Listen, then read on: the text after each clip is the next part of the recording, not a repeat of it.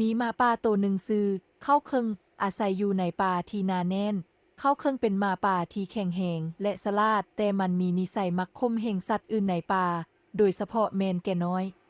มื้อหนึ่งเข้าเคิงเห็นฝูงแกะกำลังกินหญ้าอยู่เทิงเนินภู